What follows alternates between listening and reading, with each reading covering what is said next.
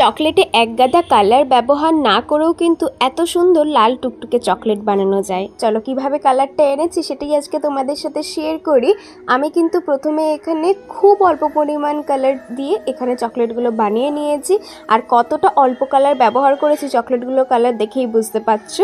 Red কালারই দিয়েছি, liquid colour, কিন্তু খুবই অল্প পরিমাণ। আর মেন রহস্য হচ্ছে এটা, যেটা দিয়ে আমাদের চকলেটগুলো কিন্তু আর এরকম থাকবে না, ফ্যাকাশে সুন্দর লাল টুকটুকে হয়ে যাবে। আর এই কালারটা হচ্ছে ডাস্ট কালার, তবে এটা না ম্যাট নয়। এটার বেস্ট পার্ট আমার লাগে এটার মধ্যে খুব সুন্দর একটা শিমারি এফেক্ট রয়েছে। ম্যাট লুকটা দেয় না, বেশ লাভ বানানো হোক বা যাই বানানো হোক খুব সুন্দর একটা চকচকে এফেক্টও দেয়। যখন কেকে এটা অ্যাটাচ করা হয় দূর থেকে দেখতে কিন্তু ভীষণ সুন্দর লাগে। আর এই কালারটা না লাগেও একদম অল্প পরিমাণ, একটুখানি দিলেই খুব সুন্দরভাবে চারিদিকে স্প্রেড করা যায়। এবারে দেখো লাভগুলো কত সুন্দর লাগছে কেকে দেওয়ার পরে। রাধে রাধে, আজকের মতো টাটা।